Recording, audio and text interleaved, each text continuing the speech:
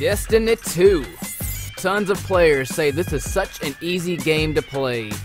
Well, that's because they've never been on my fire team and understand the competitive side of this game that exists. And when it comes to making a balanced and perfected build, you can't afford to waste any mod slots. You gotta have that mobility when you need it, that recovery when you need it, that grenade, that melee, that super. And I'm gonna unfold the Reaper perks and then explain the armor and show you why you just can't beat the Parashock Prime. The Reaper has two amazing perks for ad sling. Weaken high value targets when you do damage to them, and then powerful enemy kills increase your grenade recharge drastically. The only thing with the bottom one is you have to get the confirmed kill, not just be one that damaged it, so it's not a guarantee you'll ever get that grenade recharge. Since you're able to weaken the most aggressive targets, it affords you the ability to put on the Arc bottom tree, Rising Storm. That means if you have a charged melee and you hit them to the body or kill them, you get about 40% of your melee and your grenade back, and you get a huge chunk of super energy to help you get your super back. So every time you get a melee charge, really beast to have. Electrostatic Surge is really beast during the boss fights. Whenever your allies are near you, you get a huge rift increase, so you can get your Arc Soul buddy back, put him on every one of your teammates' shoulders, and start going to work on the boss. Also beast to have Arc Soul when you're on your own solo. It's like a little helper that sees targets before you even see them yourself. And finally, we have Landfall. So when you activate your super, you do a Thunder Strike to the ground. It can kill like red bar ads and then stagger any ads that it doesn't kill. So it gives you time to basically have your teammates fire them while you go do something else, since they're kind of weakened in a staggered state. Just beast to have when you just go head first, all in the bunch. Alright, now to the fun part, the armor. So Crown of Tempest will be the exotic you're going to use with this armor. It's 1 mobility, 3 recovery because you put a recovery mod on it. You can use any supercharge, any target acquisition perk, anything on this helmet because it's such a beast. Arc ability kills, recharge your arc abilities. So no matter if you're using a grenade, a melee, or a super kill, the bottom left of your screen you'll see induction times 1, 2, or 3 depending if you killed 1, 2, or 3 enemies with it, and then it has a timer counting down that gives you drastic recharge. Now I'm going to hit him with a Rising Storm, and then I have my grenade already back, and the super energy is just climbing the entire time during this fight. This is a beast exotic to have on, but even better when you're the Reaper. Now moving on to the armor. Every armor you're going to see me use in this video, you're going to use the same armor perks and stats and everything, but transform it into the Reaper version of that for Gambit Prime. So what you're going to do, and listen up carefully, you have to have 1 mobility and 2 recovery gauntlets with enhanced impact induction. If you have the mobility version, you're not going to have enough recovery to have the 10 recovery for this build, so make sure it's 1 mobility, 2 recovery, enhanced impact induction. What enhanced impact induction does is every melee hit you do, kill or not kill, it reduces 8 seconds off your grenade recharge. The regular impact induction only does 4 seconds, but there is a 6-second cooldown between melees to keep proccing the 8 or the 4 seconds. You can use regular impact, but I highly recommend, of course, the enhanced version of that, and then put the Paragon mod on. That makes sure that every time you get to the boss encounter, every time you kill the 3 wizards and back to the boss, your rift is going to be ready. It's crucial to have that back because you put that Arc Soul on all of your allies' shoulders, it's a lot more damage than not having that, and it just increases your chance of doing more damage and winning in Gambit Prime. Like I said, use the same armor perks, the mods, the stats, everything, but use the Reaper version of this armor. Now moving on to the chest piece, the Reaper version of this, 2 mobility, 3 recovery. Use whatever perks you want to on the chest piece based on what kind of weapons you're going to be using. None of my builds require you to use specific weapons, so it's completely up to you, so just build for that, but make sure you put the recovery mod on it, 2 mobility, 3 recovery. If you choose to synergize with this build or whatever, the weapon's always your choice. Now moving on to the legs, and I want to spend a little more time here because I'm going to explain to you why this is a 7-0-10 build. If you're new to my channel, you probably see my mobility saying 6 right now, and I want to explain why it's a 7, so we're going to talk about traction in just a second, but make sure it's a 2 mobility, 2 recovery leg piece, Reaper version. Throw a grenade charge mod on it. That's a guaranteed 20 seconds off from minute 20 down to 1 minute. That's used for when you're not using any kind of procs. So impact induction's not being used, your Crown of Tempest, your Rising Storm. None of that's being procced when you're running from point A to point B. So that's just an extra 20 seconds, which can be a lifetime during combat. Especially if you can't proc the Reaper perk that grants you increased recharge by killing powerful enemies. Now I'm going to teach you something about traction that you didn't know before you found my channel. So here we are at 6 mobility plus traction. I want to do this over and over so you pay attention where the prongs on the helmet are touching, the spikes off the helmet. They're going a little bit above the white area to that little dot on like stain on the whatever you call that, like balcony area. See that, right? Okay, now what I'm going to do is I'm going to put the same 6 mobility boots on that don't have traction, so you see that the mobility number never changes at all. So I'm swapping back and forth. One has traction, one doesn't. These have traction, these do not have traction. See, the mobility is still saying 6. Now what we're going to do is keep the regular 6 on without the traction, and we're going to do the jump again. And I want you to see where the helmet goes. It can't even reach the white part. It also lets you strafe at 7 mobility as well. So if you ever have traction on, it will show you that one of the mobility meter stats go up on the leg piece when you flick it on, but it actually gives you one hidden one that it doesn't show on the mobility stat meter displayed underneath the light level. So if you are ever wearing any kind of traction, you always add +1 to what the mobility meter says underneath your light level. So if you're wearing 7 plus traction, you're at 8.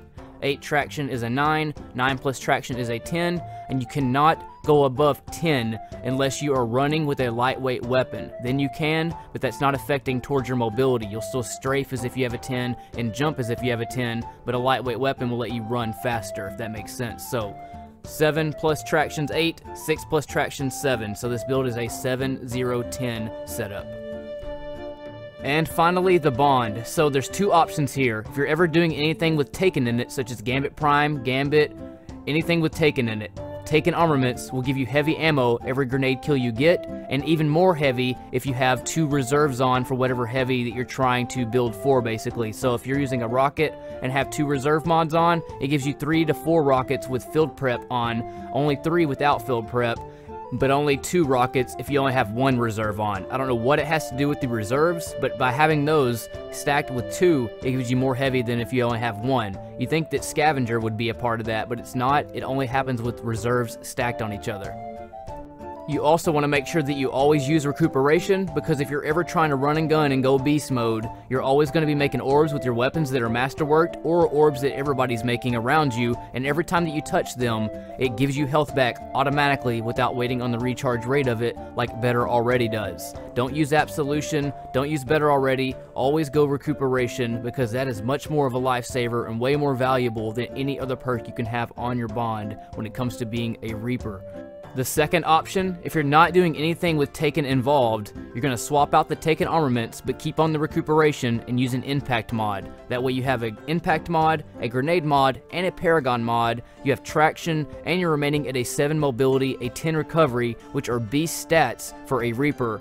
And those of you who are still using resilience, I want to make this clear to everybody. It does not work right in PvE.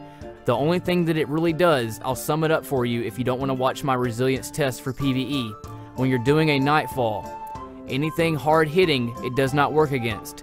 The only function that it has is if you're getting shot by a shank or a dreg or any weak type enemy, you can sustain 1 more shot at 9 and 10 resilience, and if you're burning from fire or standing in radiolaria, you can sustain 1 more tick before death.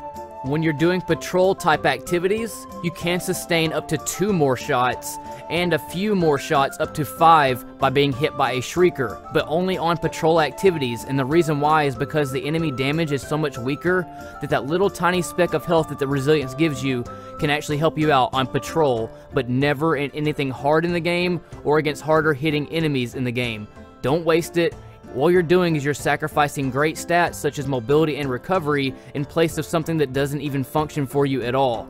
That is the same reason that I'm not using any of the new armor mods that are supposed to give you resistance against certain type enemies in Gambit Prime. I just don't trust in the resilience because I know the real data on it, and it doesn't help you at all, so I don't think that any kind of armor mod is going to show that much improvement either, and I've been doing fine without it, and I don't care to even dabble in it, unless it's some day-night difference, which resilience definitely is not, and it's probably going to be something resilience-based by having those new armor mods on. So, like I said, if you want to remain ignorant to it, that's completely up to you. But, you know, it's not about fashion, it's about function. Remember that. But to get back to topic, the Parashock Prime is 100% always ready. You have high recovery, which gets you back in the fight faster. It also refills your meter faster when you're standing in a rift. You have the enhanced impact induction. You have the Crown of Tempest giving you ridiculous, insane recharge rates, not even counting the Reaper perks. If you manage to get a kill on a powerful enemy, this is going to be overkill where you're going to have everything always procced at all times. Whether you're a skilled hand or somebody new to the game, this build is the reason that I'm at top rank right now for ad clear, and it's because of its insane recharge rates that reward a skilled hand. So even if you are good or not good, this build is still going to benefit you in so many more ways than any other Warlock build can do for you when it comes to just priming. Like I said, if you're going to be melting bosses and only focusing on that aspect of it, I would probably recommend another build. But when it comes to sheer numbers and sheer adds downed, you're going to just shred through all these all the time because you're going to be always recharging everything, whether you're meleeing somebody, hitting somebody with a grenade, hitting them with a melee, doing a super kill on them, not to mention the Arc Soul damage to the boss as a team, because you all have one of those when you proc that. You have that Paragon mod to make sure that you always have it at the boss fight, and then kills that the Arc Soul gets also proc the induction tines. So no matter what you're doing in the game or in combat, it's always benefiting something else as far as getting abilities back, maintaining recovery, having the right amount of mobility to keep you fluent and flowing during combat. You have the landfall. The 10 recovery also keeps your meter building up faster when you're in the rift, versus if you had only 7 or 6 or 3, the meter goes up way quicker, so you can counter bosses that are burning you while you're standing in the rift. There's just so many things that I could sit here and talk about and preach about with this build all day, but you pretty much get it. You got the taken armaments to give you heavy ammo. I could just keep going, man. This thing is a complete beast, ready to start reaping with. So if you're looking for a perfectly balanced build for that high octane combat that keeps you running and gunning and is always there for you when you need it, that's what you find in Parashock Prime. Let me know in the comments below if you get all the armor pieces, all the mods, everything all tailored together to make this 7010 beast, because I'd like to know what you think about it, because I have a feeling you'll love it, and you'll probably never want to take it off whenever you're doing something serious. But anyways, bros, like I said, gear out how you want to with the weaponry. If you want to get boss melting weapons involved or whatever, it's completely up to you. But you will find no better armor build than the Parashock Prime when it comes to ad slaying and being the ultimate Reaper. Let me know what you think about the Parashock Prime below if you've tried it out. I'd like to hear your thoughts on it. Hit that subscribe button as well if you want more videos. Hit that like button also, so that helps me out, hopefully as much as I've helped you out today. But other than that, my name is Ristophilis, and I will see y'all next time. In space.